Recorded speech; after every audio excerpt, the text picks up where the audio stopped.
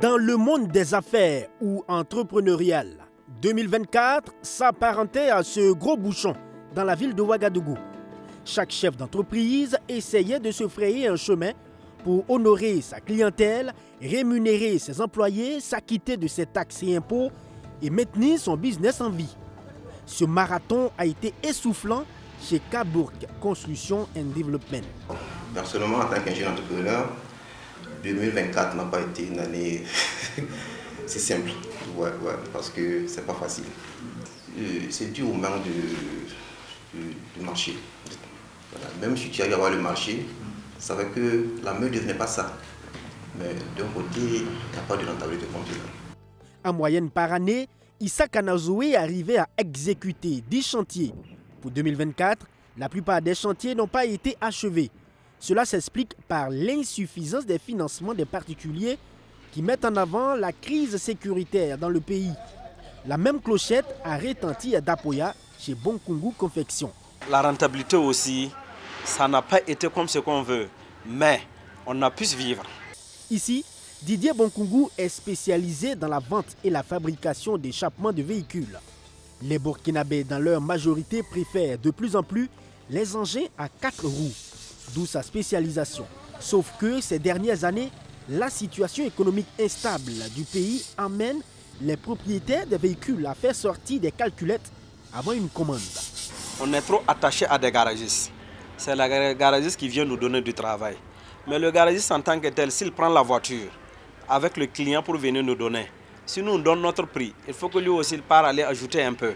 Dès qu'il va ajouter, appeler le client et que le client va lui donner un prix, s'il nous donne le prix, nous qui sommes conscients qu'on ne veut pas faire un mauvais travail, on est obligé de faire reculer le client pour ne pas faire un mauvais travail. Mais si c'est le client en tant que tel qui est venu vers nous, on est satisfait, on fait le travail propre et que le client est content, nous on est content. Tout est alors une question de jeu d'intérêt.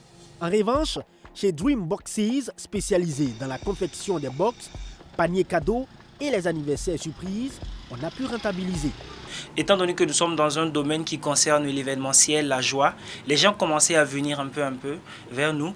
Au début, c'était un peu difficile pour les gens de fêter compte tenu de la situation du pays. Mais comme je l'ai dit par la suite, les gens ont commencé à venir et quand même, on a eu assez de marché, surtout en fin d'année. C'est une sorte de résilience que les Burkinabés ont commencé à cultiver et les entrepreneurs aussi. Sauf qu'un gros soupir de questionnement va venir s'aligner derrière cet esprit de résilience avec les taxes et impôts qui se sont multipliés. Bon, pour nous, comme on est qu'une entreprise en train de débuter, voilà. Concernant les taxes, on n'a pas eu trop de difficultés comme ça. Mais avec nos partenaires, en tout cas, on a senti quelque chose aussi. Et donc, du coup, c'est juste nous aussi.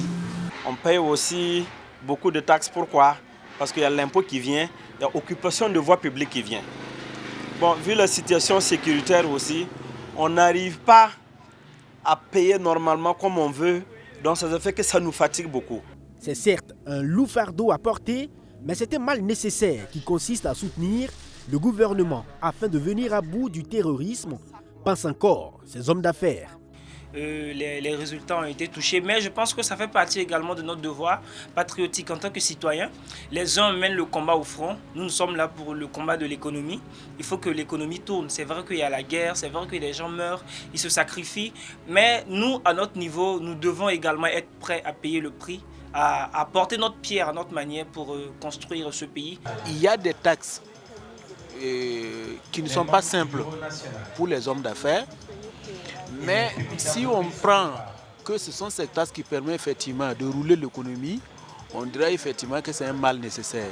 Donc ce que nous pouvons peut-être demander au gouvernement, c'est peut-être de regarder, d'être un peu résilient, de comprendre un peu les hommes d'affaires, surtout qui sont en difficulté, d'aider effectivement pour la relance de l'économie, surtout les entreprises qui sont vraiment, comme j'ai dit, en difficulté. C'est également le même souhait qu'émet Didier Bonkungu et Issa Kanazoué, notamment sur l'ouverture des marchés publics et les taxes sur les ODP. On est conscient, nous on veut être dignes burkinabés, on veut payer nos impôts très bien, à être en règle. Mais comme la situation n'est pas ça, on n'arrive pas à payer les impôts. Au niveau d'impôts là, c'est pas un problème, mais au niveau de voie publique là, le taxe est un peu élevé. On m'a taxé autour de 40 et quelques mille. S'ils pouvaient faire le demi-tarif, en tout cas ça allait nous faire plaisir. Le donner avec vraiment suivre un peu facilité Voilà, nous, les jeunes entreprises, de vraiment toucher les gros marchés publics. Quand il y a des appels d'offres, ça ne nous arrive pas. Vous voyez, non, c'est comme un clan. Donc, pourtant, on est des jeunes entrepreneurs aussi qui veut aussi aller. On a des visions, on peut faire mieux aussi que les autres. En attendant que ce rêve ne soit une réalité, chaque jeune entrepreneur peaufine sa stratégie pour aborder sereinement 2025. Si certains misent sur une campagne de proximité avec la distribution des flyers pour une communication de leur entreprise, d'autres exhortent le gouvernement à insister sur la lutte contre la corruption pour faciliter l'acheminement des biens sans tracasserie routière, tout en facilitant aussi l'octroi des prêts bancaires pour les jeunes entreprises burkinabais.